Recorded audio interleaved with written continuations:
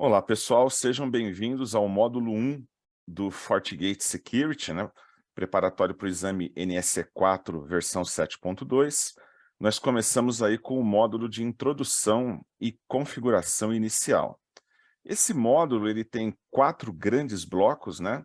High Level Feature, Setup Decision, Basic Administration, né? Administração básica, e Fundamental Maintenance, né? Nós vamos ver cada um deles de forma isolada aqui.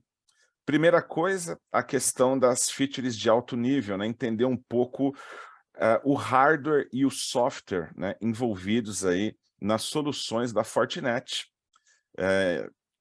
Entender as diferenças entre as soluções de appliance, equipamento físico, máquina virtual, soluções na nuvem, serviços na nuvem. Esse capítulo, na verdade, dá uma visão geral aí de toda a tecnologia da Fortinet. Primeira coisa é entender um pouco os conceitos de firewall no nosso mundo moderno, né, no novo contexto, né. Firewalls sempre foram vistos ali como a porta de entrada e saída, né, da rede. Então, simplesmente ficaria mais fácil fazer aí a proteção, porque na verdade bastaria criar as regras de firewall e eu tinha um ponto único de entrada e saída para minha rede. Hoje em dia a gente sabe que isso mudou muito, né? As fronteiras entre o mundo externo e o meu mundo interno estão cada vez mais permeáveis, né? Alguém pode estar entrando aí com um dispositivo, um 4G, 5G, fazendo uma conexão, acessando dados de fora para dentro, sem passar necessariamente pelo mesmo firewall de borda, né? Isso leva a grandes desafios ali, né, para questão do mundo de segurança. Cada vez mais se fala em aplicações na nuvem, de serviços na nuvem, então o usuário ele vai interagir aí, quando ele vai acessar algum serviço na Amazon, na Azure ou qualquer outro serviço de nuvem, é um desafio para o firewall procurar garantir a segurança aí no contato com nuvens públicas e privadas, essa questão aí da internet das coisas, né? Cada vez mais eu tenho equipamentos que não eram tipicamente hosts de internet, né? Câmera de vídeo, sensor, alarme, tudo isso é um grande desafio de segurança, porque os fabricantes desses equipamentos muitas vezes não têm experiência, né? Não têm expertise aí com redes especificamente. Aquela onda do BioD, né, Bring Your Own Device, né, cada vez mais eu tenho equipamentos que vão fazer parte da rede, mas na verdade não estão debaixo do controle da empresa, né? Então, instalação de antivírus, patch de segurança, muitas vezes o equipamento que vem de fora da empresa e está acessando a rede dela, não passa aí por todos os cuidados, né, que a empresa impõe para os equipamentos que são dela. Então, nisso, a gente tem uma nova geração aí, né, novas necessidades para firewall, e começou a surgir aí os chamados firewalls de next generation, né, os firewalls de próxima geração, onde eu consigo ali ter um controle dessas ameaças eletrônicas que crescem a cada dia, poder utilizar um firewall de forma distribuída, né, eu não tenho um ponto único central por onde os dados entram e saem. Consigo trabalhar com segmentação, sanitização do tráfego, por exemplo, para um data center, né, e filtrar os diversos serviços, inspecionar, né, os diversos serviços da pilha TCP/IP que passam pelo firewall. Para isso, né, o que acontece? A Fortinet ela tem o coração aí disso, das soluções que a Fortinet mantém é o FortiOS, né? O FortiOS é o sistema operacional que ela criou. O carro-chefe aí da Fortinet é o FortiGate, que é o assunto desse curso aqui, né? Que é o Firewall, né? Ainda é o principal produto aí, o carro-chefe da empresa. Se bem que hoje você tem aí literalmente dezenas de fortes, né, orbitando em volta aí, né, tem ali o FortiWeb, FortiMail, FortiAuthenticator, FortiSandbox, enfim, você tem várias soluções que orbitam em volta do Firewall hoje, que servem para vários propósitos, né? No caso, o NSE4, que é o curso que nós estamos focados aqui, o foco é o Firewall propriamente dito, né? Nas outras certificações, cada uma dessas caixinhas é aberta, é vista com maiores detalhes. Acima do FortiOS, nós temos os serviços de UTM, né, de tratamento unificado de ameaças, como antivírus, webfilter, IPS. Esses serviços, eles requerem uma subscrição à parte, né, uma assinatura à parte, uma licença, né, para que esses serviços sejam utilizados. E, na verdade, né, a inteligência desses filtros é um serviço distribuído na nuvem, na internet, né?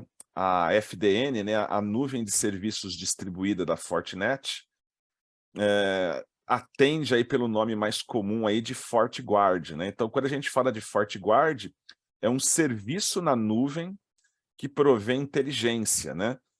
E faz o gerenciamento centralizado das licenças, o que cada firewall pode utilizar, né? Quais são as licenças válidas, por quanto tempo de cada firewall. Consigo baixar do FortiGuard os upgrades, né? As novas versões de firmware para as caixas, as novas assinaturas de antivírus, IPS e por aí vai.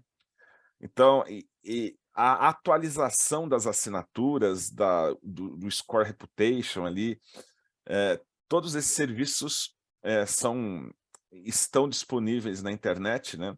Um banco de dados globalmente distribuído entre vários data centers, que é o coração da inteligência aí dos produtos da Fortinet.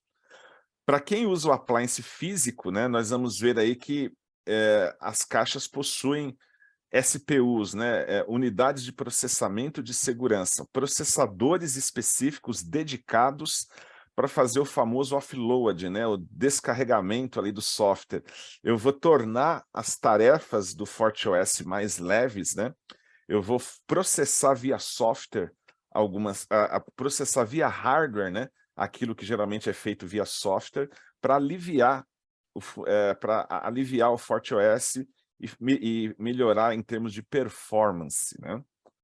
Isso aí é bastante interessante. Em muitos produtos vocês vão ver o uso aí dos SPUs, dos processadores específicos, para aliviar a carga do sistema operacional.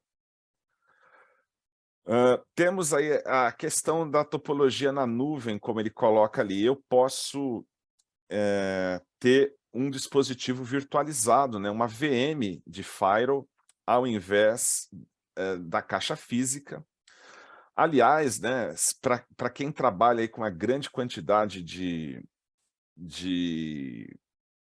clientes, né, para quem revende aí serviços de segurança, né, existem serviços na nuvem que são pagos sob demanda, né? Então, ao invés de eu comprar uma caixa física, eu posso pagar pelo uso de uma VM num ambiente virtualizado, e eu tenho toda aquela elasticidade da nuvem, né? Se eu tiver que se eu quiser, eu posso pagar por mais recurso, vai provisionar mais recurso para mim. Se diminui a minha necessidade, eu pago menos, aí eu desprovisiono, né, uma VM, por exemplo, ali, e aí eu vou pagar menos pelo uso, né? Então, os equipamentos virtuais, né, nessas últimas versões aí do FortiGate, né, tem um apelo grande aí para os serviços na nuvem, né? As VMs praticamente têm todas as features, né, todos os engines aí de inspeção. A única coisa realmente que não dá para fazer numa VM é ter os serviços de os SPUs, né, os serviços do hardware dedicado ali, né, a melhora do hardware não tem como, só com uma caixa dedicada mesmo, né, para você ter o serviço dos processadores de segurança dedicados aí.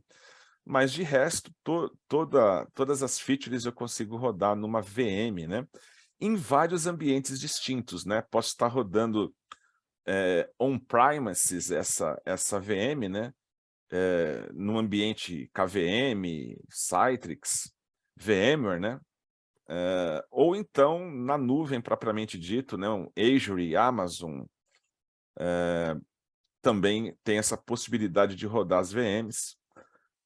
Tem alguns limites aí com relação ao uso de memória, espaço em disco, né? Quantas interfaces virtuais de rede, quantas VNIC vão ser usadas.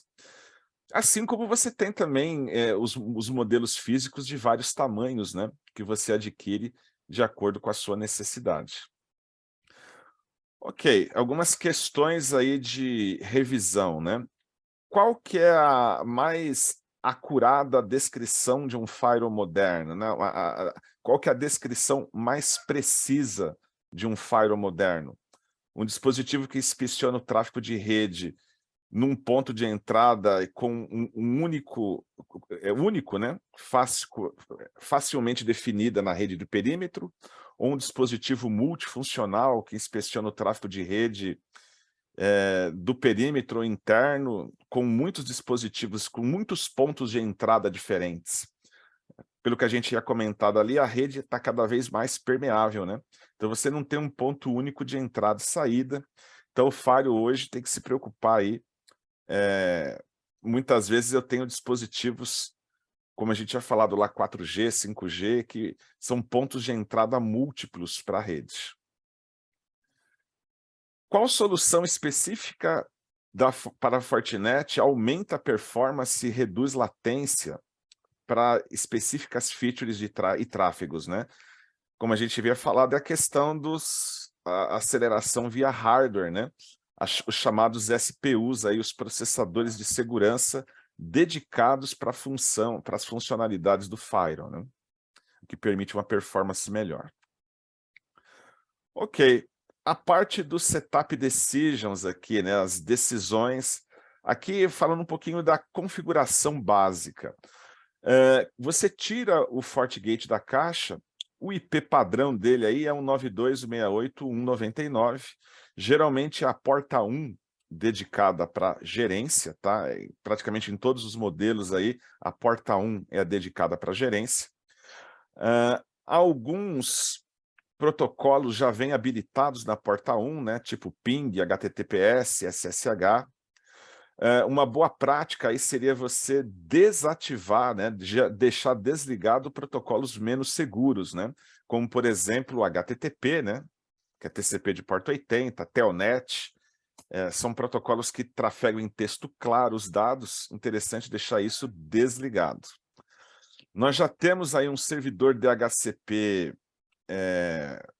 um DHCP server nativo habilitado na porta 1, então se alguém quiser fazer a gerência, pode espetar, né, o seu laptop no firewall, o serviço DHCP já vai prover um endereço 92.168.1, alguma coisa, para que eu possa fazer a gerência da caixa. Posso fazer via console, né, tradicional, usando um emulador de terminal como um PUT da vida, ou pela interface gráfica. O usuário padrão aí do acesso HTTPS é o usuário admin, a senha em branco, tá? Lembrando aqui que tanto o usuário quanto a senha são case sensitive. É uma boa prática você mudar a senha, né? Tirar a senha padrão vazia para colocar uma senha, de preferência com uma boa complexidade, né? Mínimo 8 caracteres, misturando maiúscula, minúscula, caracteres especiais. É uma boa prática ali. E lembrar, tomar o cuidado, na verdade, né, de que o FortiOS faz diferença entre maiúscula e minúscula por padrão. Coisa muito importante ali de se lembrar, os serviços da FortiGuard, né? Então, eu tinha falado para vocês que os serviços na nuvem, né, estão espalhados aí em vários data centers mundo afora, né? O que a Fortinet chama de FortiGuard Distribution Network, FDN. Basicamente, os data centers aí estão aí em todos os continentes, né? América do Norte, Ásia, Europa. Geralmente o FortiGate, o seu firewall vai preferir o data center mais próximo do teu time zone, né? Então, quando você acerta lá a data hora, ele vai procurar o data center que está no mesmo time zone que o teu firewall. Conexões, né? Algumas coisas importantes ali, até para você deixar habilitado, né? As atualizações ocorrem via HTTPS, né? Então é TCP de porta 443. Baixar as atualizações dos pacotes, por exemplo, de antivírus IPS, ele vai usar um endereço aí, update.fortguard.net, tá? Existem outros serviços que eu acesso via UDP também, né? Que eles chamam de live queries, né? As pesquisas ali, consultar aí categorias de web filter, DNS filter, as assinaturas de spam. Isso aí é feito via UDP 53 ou 888. Também posso fazer aí, são endereços diferentes, né? Pelo Service FortiGuard Net é o UDP 53 ou 8888. Por um outro endereço também, o Security WF FortiGuard Net, eu também posso fazer via HTTPS, né? E as portas padrão aí, como nós vimos aí, 443, 53 ou 8888. Tá, o FortiOS usa o FortiGuard Server, né? Faz pesquisas DNS, né? Para se comunicar com o serviço do FortiGuard. Até essa questão da porta 888, né? A ideia, na verdade, é poder usar uma porta 8888 diferente da porta 53, que às vezes o firewall faz a inspeção, né? Ou você tem uma solução, um outro firewall de terceiro, por exemplo, dentro da tua empresa, que vai olhar a porta 53 para achar estranho a mensageria do FortiGuard passar via DNS tradicional, né? Então, você pode usar uma porta alta, né, para o serviço do FortiGuard, para não dar conflito com os serviços de inspeção de outro firewall, de um firewall de terceiro. Ok, então, na verdade, assim, o serviço FortiGuard ali, na verdade, eu tenho várias URLs que se prestam para atualização de diferentes filtros, como a gente está vendo ali, né? Tem vários endereços aí espalhados e nomes de domínio para atualização de web filter, anti-spam, a parte de sandbox, né? Eu posso mandar dados para fazer validação externa, né? numa sandbox, por outro IP, por outras URLs ali. As consultas o certificado digital que ele está colocando aqui, o OCSP é o protocolo que verifica ali os dados de uma CA, de um Certificate Authority externo, né? Ele atualiza a cada 4 horas, como ele coloca ali.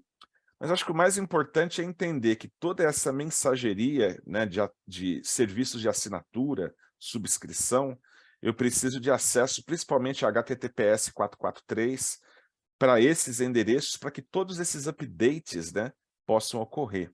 Acho que isso é o mais importante de ter em mente aí.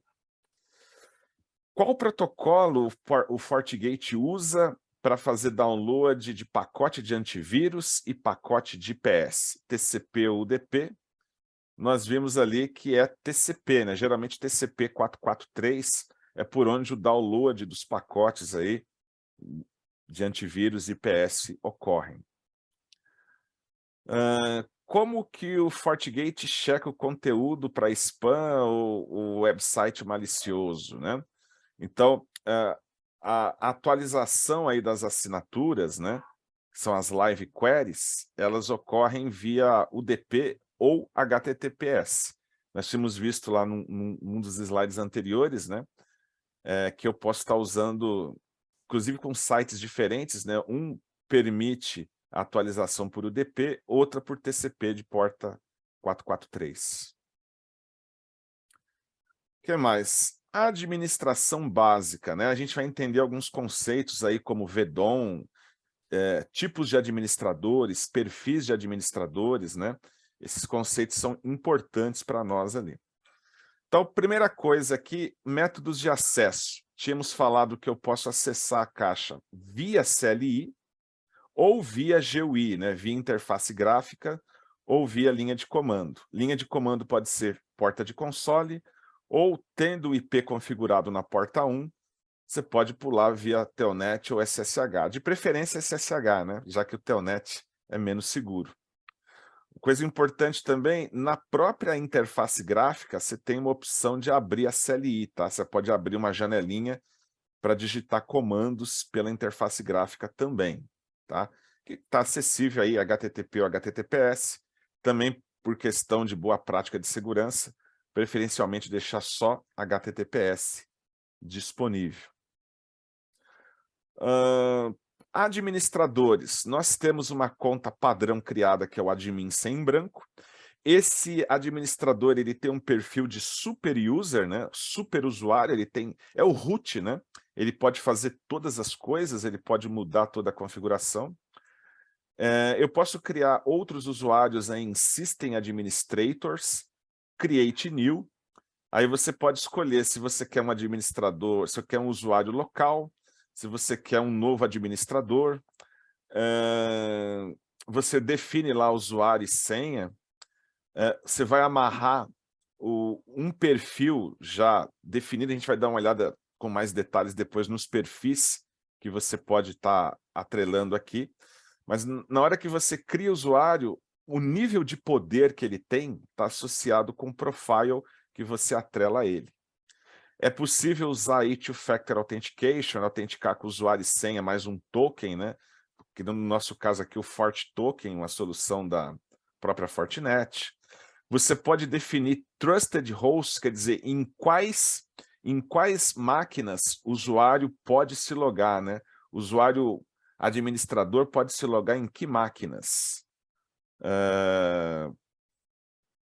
Enfim, eu tenho vários controles ali dentro da VDOM, que é o que nós vamos estar discutindo, posso estar restringindo o acesso dos usuários aí.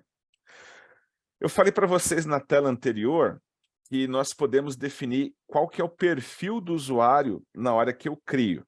Por exemplo, para o usuário administrador, nós temos 3 perfis diferentes aí. Eu posso ter o super admin, que é o usuário que pode todas as coisas, né? Que ele tem acesso global a tudo. Eu posso criar um usuário que é chamado aí um perfil chamado Custom Profile, né? Que eu posso dar um acesso parcial. Por exemplo, eu posso ter um usuário que tem acesso apenas a uma única VDOM, a um único domínio virtual, a um único firewall virtual. A gente vai explicar o conceito de VDOM um pouquinho à frente. Eu tenho o Prof Admin que tem acesso a uma única VDOM. E eu posso ter um perfil customizado onde eu defino, né, no braço o que ele pode, o que ele não pode fazer, né? Então eu posso ser administrador da caixa toda, eu posso ser administrador de apenas um domínio virtual, ou eu posso ter um perfil customizado, né? Posso dizer ali quais permissões ele pode ou não pode ter. O que é uma VDOM, né? Isso é fundamental ali quando a gente está falando do FortiGate. VDOM, ou Virtual Domain, é um firewall virtual independente. Então vamos imaginar aí que eu tenho 3 localidades distintas. Em cada localidade eu quero ter regras de firewall diferentes, tem usuários diferentes, políticas diferentes e independentes. Então eu vou criar uma VDOM para cada lugar, tá? VDOM, ou Virtual Domain, é um firewall virtual. Alguns outros fabricantes dão outros nomes para isso, né? Por exemplo, contextos, né? Geralmente o mundo Cisco chama disso, mas VDOM é isso. Eu posso dividir a caixa, que é um firewall único, né? Um firewall físico único, em vários firewalls virtuais independentes, em VDOMs diferentes. Por padrão, o FortiGate suporta até 10 VDOMs, até 10 firewalls diferentes. Você pode adquirir o uso de VDOMs adicionais através de licença adicional, comprando mais licenças de VDOM. E cada VDOM vai ter, além dos seus próprios usuários, suas próprias políticas, seus próprios objetos aí. as suas próprias interfaces, né? Quando eu digo que uma interface pertence a uma VDOM, ele pertence apenas a ela, né? Os outros firewalls virtuais não enxergam aquela interface que eu dediquei para uma VDOM aí. Como que eu administro a VDOM? Se eu tenho um usuário com perfil de superadmin, ele tem acesso a todo o conteúdo, a todas as VDOMs ali, tá? Eu posso ter um usuário menor, posso criar um usuário que vai ser apenas o administrador da VDOM A, usuário que vai ser administrador da B ou da C, assim por diante. Posso subdividir as VDOMs e atribuir um usuário diferente com prof admin, né? Um perfil menor para governar apenas aquele domínio virtual. Uma coisa interessante também, como o próprio slide mostra aqui, é o seguinte, cada domínio pode ter mais de um administrador, óbvio, eu posso criar mais de um usuário para administrar um domínio, uma VDOM, e o administrador ele pode ser designado para mais de uma VDOM. Então, por exemplo, aqui eu tenho o usuário 3, ele pode ser administrador tanto do domínio B quanto do domínio C, tá? Enquanto os outros exemplos aqui, ó, o A e o B, eu só dediquei um único administrador. Então, isso é bem flexível, né? Posso controlar quais VDOMs cada administrador tem acesso. Lembrando que o administrador local, né, o administrador da VDOM, não consegue enxergar as demais VDOMs e nem os demais administradores. Eu tenho que ter um perfil de super user para poder visualizar aí, num nível mais alto, né, quais são as VDOMs, quem está administrando o que ali. Ok. A questão da password recovery, né? Eu preciso recuperar a senha de uma caixa, eu tenho o usuário admin, saiu, foi embora, ou então esqueceu a senha. Como é que eu faço password recovery? Existe um usuário padrão chamado maintainer, tá? Você coloca usuário maintainer, a senha vai ser a palavra BCPB mais o serial number da caixa, tá? Como ele coloca aqui, geralmente é isso em maiúsculo, né? Por exemplo, FGT60, lembrando, o FortiOS faz diferença de maiúscula e minúscula. Isso aqui me ajuda, né, para eu fazer o password recovery. A gente tem vários modelos variados ali, né? O maintainer funciona para uma caixa física, como ele está colocando, né? No caso da VM, eu posso ter feito um snapshot e reverter a VM para snapshot. Mas na caixa física, eu posso usar o usuário maintainer aí. Quando eu ligo a caixa, né? Nos primeiros 60 segundos depois que eu ligo ali, eu posso fazer o password recovery informando aí o usuário maintainer e colocando essa senha BCP mais o número de série da caixa. Se eu quiser, eu posso desabilitar essa feature, né? Dentro do Config System Global, se eu setar lá set admin maintainer disable, eu já não vai rolar mais isso, né? Eu não consigo mais fazer o recovery aí na caixa. Ok. Para controlar o acesso, né, para tornar o acesso dos administradores mais seguros, o que eu posso fazer aí? Eu tenho o recurso dos Trust Source. Em System Administrator, eu configuro quais máquinas, né, vão ter acesso, em quais máquinas aquele administrador vai ter acesso para a gerência. Então, por exemplo, o admin, eu posso colocar até 10 endereços nos quais ele vai poder acessar a caixa. 10 endereços IPv4 ou IPv6 ali, de máquinas que ele vai poder fazer a administração. Se ele tentar fazer o acesso administrativo de outra máquina, diferente das cadastradas aqui, mesmo que ele tenha usuário e senha correto, a autenticação vai falhar, né? Então, como se fosse uma CL, né? Um filtro dizendo em quais, a partir de quais máquinas, né, o usuário administrador pode se logar. É o chamado Trust Source ou Trust Hosts ali, né? Acesso administrativo, eu posso customizar as portas, geralmente o que é usado são as portas padrão, né?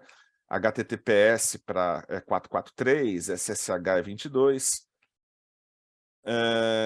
Você pode customizar as portas se for do teu interesse. Você pode mudar o tempo de timeout, né? O que é o timeout? Se a interface ficar 5 minutos ociosa, ele já fecha, desconecta e pede reautenticação. Eu poderia customizar esse tempo aí. Acesso administrativo. Uma coisa que é interessante, ele separa a administração de IPv4 do IPv6, tá? Então, quando você vai ativar HTTP, HTTPS, você vai ativar para 4 em separado da 6. As configurações de IPv6, geralmente é uma feature, uma feature com visibilidade desligada, né? Todas as opções de IPv6 estão escondidas por padrão. Você tem uma opção na interface gráfica, lá em System Visibility ali, que você habilita as opções do IPv6. E isso para tudo, tá? Não só para ativar ou desativar acesso administrativo, roteamento, colocar IPv6 nas portas, você tem que habilitar essa feature na interface gráfica para poder usar. Por padrão, o interessante é você deixar apenas os protocolos seguros, né? Então, por exemplo, aqui deixar HTTPS, SSH ativos, né? Procurar desligar HTTP, desligar Telnet.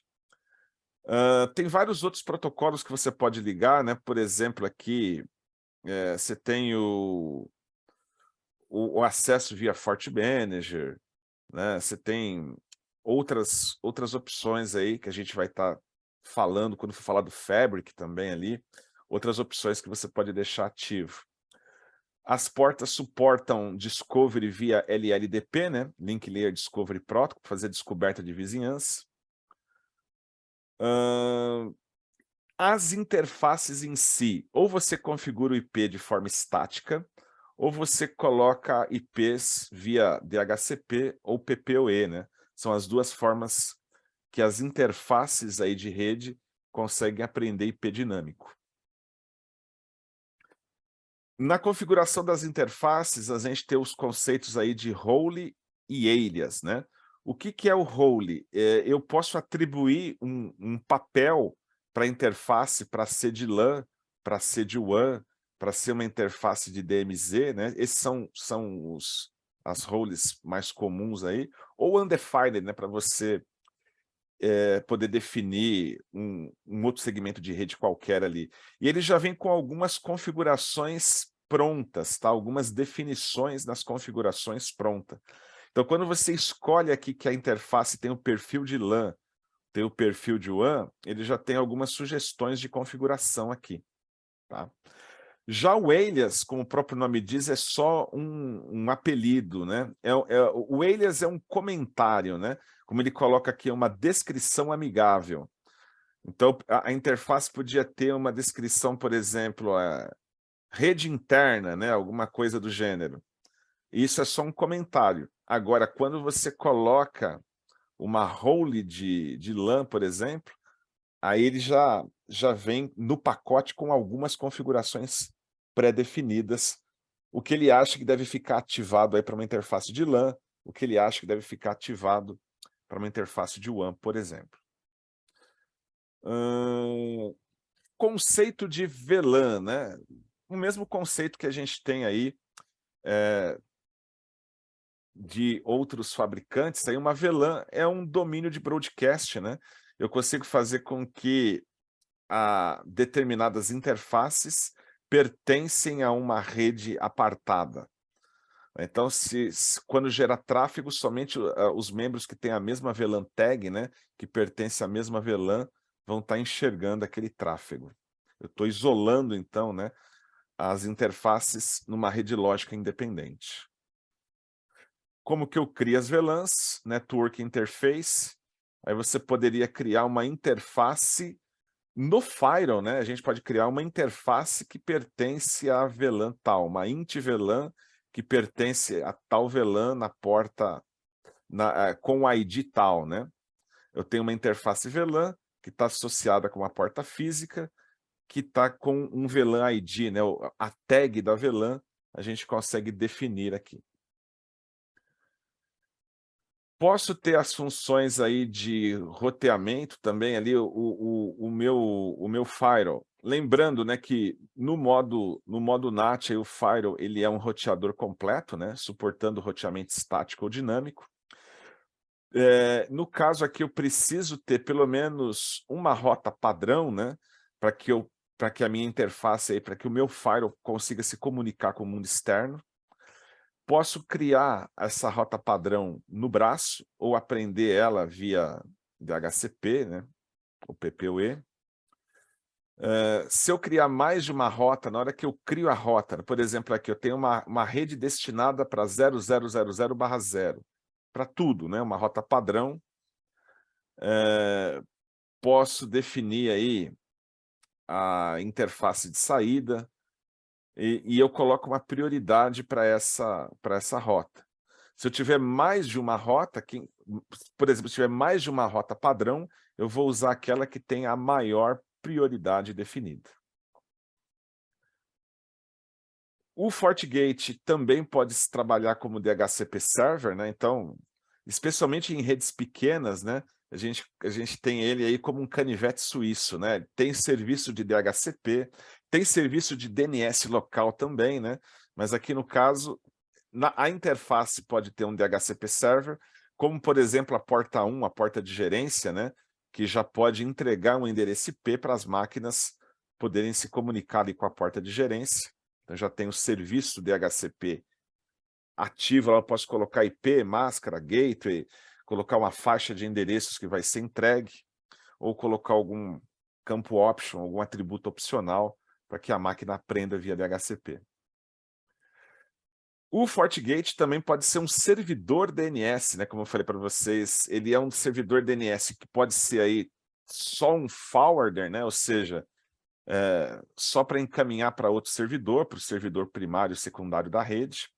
Pode ser um servidor recursivo ou não recursivo, quer dizer, o recursivo, ele vai ver se no database local dele, ele tem um nome para resolver, se não tiver, ele vai para outro servidor, né? Ele vai para um servidor primário, por exemplo, né?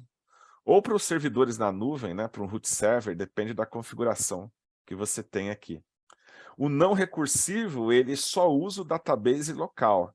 Ele não tenta fazer a pesquisa num servidor externo, né? Então, o não recursivo, ele não tenta um servidor terceiro externo para tradução. Responde somente com o que ele tem, né? Posso ter um servidor DNS por VDOM, né? Por Virtual Domain. Cada VDOM poderia ter uma configuração de DNS Server separada, independente também. Vamos lá, questões de revisão aí. Como você restringe os logins do FortiGate apenas a determinados IPs? Então, nós vimos o quesito de Trusted Host, né? Trusted Host, eu consigo configurar até 10 endereços V4, V6, nos quais o administrador pode acessar e administrar o firewall, né? O que mais? Qual a melhor boa prática de segurança para configurar acesso administrativo para o FortiGate? Qual protocolo você deve desabilitar, né? Uma boa prática de segurança é desabilitar o quê? Desabilitar o Telnet, né? A boa prática é usar SSH e desabilitar o Telnet.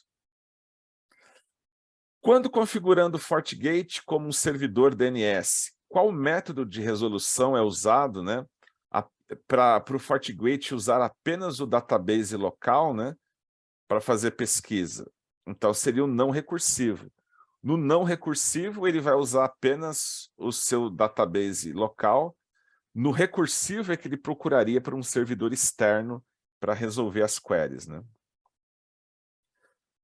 Ok, com relação à manutenção agora aqui, algumas coisas importantes aí com relação ao downgrade e o upgrade de firmware, tá? Nós temos na interface gráfica do FortiGate, né, eu venho aqui no canto superior direito, no usuário logado aqui, no exemplo admin, configuration, eu tenho como fazer backup, eu tenho como fazer restore das configurações. Essa opção que vocês vão usar bastante durante os laboratórios, tá? Quando você vai fazer o laboratório, para que cada lab seja independente, você pode fazer até em outra ordem, ou pode refazer o lab, né? Você restaura um backup, que é o pré-requisito, né? Para começar o laboratório de número X. Então, você pode restaurar o backup, que é o pré-req, né? Para começar a fazer determinado laboratório. Mas na vida prática também você pode, assim, é importante, né, você fazer periodicamente backup das configurações para que você possa restaurar no caso de algum problema. Você pode criptografar ou não esse backup, tá? Pode schedular, pode fazer com que ele seja feito aí periodicamente, de tempos em tempos. Você pode ali restaurar a configuração, obviamente, a hora que você restaura a config, o FortiGate vai rebootar, né, para que essa configuração fique ativa aí na memória RAM. Ok, pessoal, com relação ao nome, né, o formato do nome do arquivo de configuração, ele segue esse modelo aqui, né, eu tenho a descrição, se a imagem é de 32 ou 64 bits, aí depois eu tenho a versão do firmware, né, no caso aqui a 72720, um build number, né, que faz parte do número de série, aí do serial number da imagem. Importante notar assim, eu posso criptografar ou não o arquivo de configuração. Se eu criptografei na hora que fiz o backup, na hora de fazer o restore, eu só posso restaurar no mesmo dispositivo, né? O mesmo device com o mesmo modelo e, obviamente, colocar aí a senha que foi definida. Se você fez o backup sem criptografia, o restore é mais flexível, né? Eu posso restaurar em qualquer modelo, não precisa ser exatamente no mesmo device, né? Em qualquer device do mesmo modelo, eu consigo restaurar aquele backup.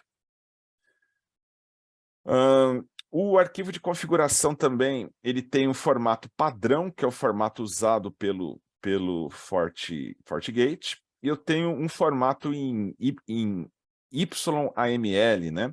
Se eu for trabalhar aí com programabilidade, né, com ferramentas de terceiro, que vão, por exemplo, armazenar esse arquivo de configuração para fazer tratamento disso em softwares de terceiro, né? Então, esse é um formato interessante ali para garantir interoperabilidade com soluções de gerência de terceiros aí. Uma coisa importante quando a gente está falando dos upgrades, tá? Existe uma sequência de atualização sugerida pela Fortinet. Então, se eu tenho, por exemplo, uma versão muito antiga, né? Eu tenho uma versão 6.2 aí, eu não posso pular muitas vezes direto para 7.2, por exemplo, né? Existe lá nos documentos que a própria Fortinet mantém ali, né? Tem os release notes, né? As notas aí que vão indicar, olha, o ideal seria você pular da 6.2 para 6.4, da 6.4 para 7, da 7 para 7.2. Então, assim, muitas vezes você tem que fazer lá 2, 3 atualizações até chegar à versão atual, tá? Depende muito a partir de qual versão você está partindo aí, tá? Em System Fabric Management, aqui ele está mostrando aí que você vê o status, né? Você vê aí as atualizações disponíveis, as versões disponíveis para que você possa fazer upgrade. Então, novamente, né, leia os release notes para verificar ali qual que é o caminho correto para as atualizações ocorrerem aí. Questões de revisão. quando você está restaurando um sistema, um arquivo de configuração criptografado, o que você precisa tomar cuidado aí com a relação à versão do modelo do FortiGate para fazer aí para fazer propriamente dito o restore, né? Então, na verdade, se você colocar a senha, como nós havíamos colocado, definir uma senha, você vai exigir que o restore seja feito exatamente no mesmo dispositivo, com o mesmo modelo, a mesma versão, a mesma caixa, na verdade. Qual documento deve ser consultado para aumentar as chances de sucesso antes de um upgrade de firmware, upgrade ou downgrade de firmware? Os release notes, né? Os release notes são os documentos oficiais aí, no qual a Fortinet descreve, né? Qual que é a sequência ideal para você fazer upgrade ou downgrade de versão de firmware. Ok, pessoal? Com isso, nós terminamos aí os tópicos do primeiro módulo. Nós vamos estar ali fazendo, então, os laboratórios do módulo 1 para fixar esses conceitos aí. Grande abraço a todos, até a próxima.